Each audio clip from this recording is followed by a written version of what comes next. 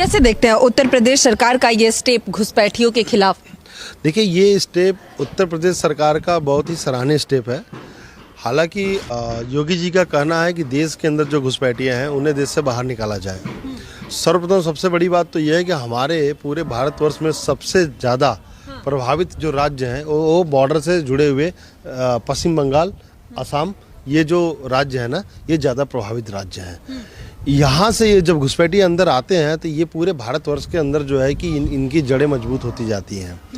और ये जो SIR का जो प्रोसेस है, जो भारतीय जनता पार्टी या सरकार योगी जी, मोदी जी के नेतृत्व में जो उत्तर प्रदेश के अंदर चलाया जा रहा है, या यूँ कहें कि कट में इन 12 राज्यों के ऊपर फोकस है SIR का, जो कि आने वाले समय में पूरे भारतवर्ष में एप्लीकेबल होगा। 2003 वास्तविक जनगणना के हिसाब से 2003 तक जो भी लोगों का मतदाता सूची में नाम है वो हाँ बिल्कुल हमारे भारतवर्ष के निवासी हैं, मूल निवासी हैं। 2003 के बाद घुसपैठिए जिस तरीके से अंदर घुसे हैं, उन सभी को स्टेट के अंदर मंडल के वाइज डिटेंशन सेंटर्स बनाकर उन सभी को चिन्हित किया जाए, और जो कि सरकार कर भी रही है। चिन्हित करके उन्हें वापस उनके देश में भेजने का कार्य करना पड़ेगा, क्योंकि सबसे बड़ा कारण घुसपैठियों के आने से होता क्या है? वोट बैंक की राजनीति की लड़ाई, पश्चिम बंगाल में हिंसा चरम सीमा पर चला जाता है। उनको मतदाता सूची के साथ साथ उनकी मूलभूत समस्याओं की जो आवश्यकता होती है, रहने के लिए पानी की व्यवस्था, हॉस्पिटल की व्यवस्था, ये सारी मूलभूत चीज़ों को दर्शाया जाता है कि हमारा देश GDP को छोड़ के इनके लिए मूलभूत चीज़ों की आवश्यकताओं की चीज़ों को पूर्ति करता है, जो कि हमें दिखता है कि वाकई में गरीबी बहुत ज़्यादा है। जबकि ये घुसपैठिए हैं, ये हमारे विकसित राज्य को, विकसित देश को बनाने में ये बहुत बड़ी रुकावट पैदा करते हैं। और तो और ये रहते हैं, रोज़गार करते हैं। चलो, हमें उससे भी आपत्ति नहीं है, मानवता के नाते एक बार के लिए अगर हम राष्ट्र के उस विचार को भी एक बार साइड करके सोचें तो ठीक है, लेकिन ये राष्ट्र के साथ में गद्दारी भी करते हैं, वो तस्करी करते हैं, ये यहाँ से सारे बुरे काम करते हैं जी।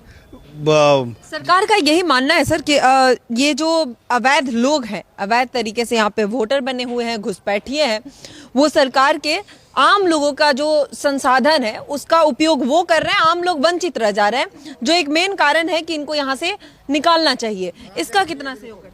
बिल्कुल मूलभूत तरीके से जो आपने बोला कि सारे संसाधनों का इस्तेमाल और उपयोग ये कर रहे हैं, और हमारे देश की जो नींव को कमज़ोर और खोखला करने का भी कार्य ये कर रहे हैं।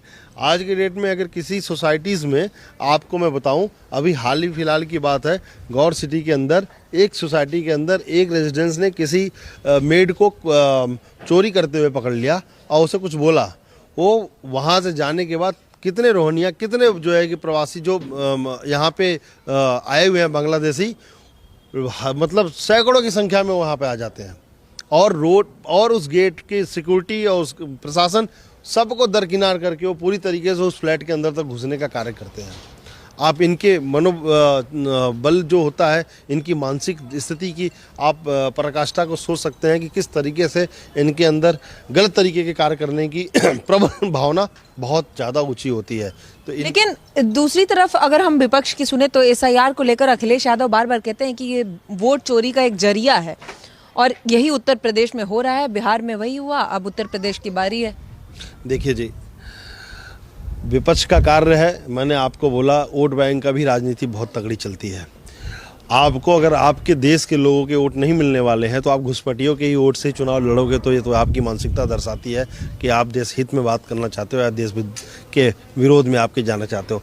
आप अखिलेश यादव जी का विरोध तो छोड़िए, आप पश्चिम बंगाल में देख लीजिए ममता बनर्जी का जी, उन्होंने तो पूरा खोल रखा है, जो है कि बिगुली खोल रखा है पूरा SIR के खिलाफ में रख दी। तो 6 दिसंबर को जब विध्वंस हुआ था, हाँ। तो आप तारीख और समय भी देखो, 6 दिसंबर जैसे भाई साहब बता रहे हैं, तो उनकी मानसिकता दर्शाता है कि वो किस एक पर्टिकुलर लॉबी को लेके चलना चाहते हैं। किसी एक समुदाय का नेता बन के अगर आप अपने आप को प्रेजेंट करना चाहते हो तो आप राष्ट्र के हित में बात नहीं कर रहे हो।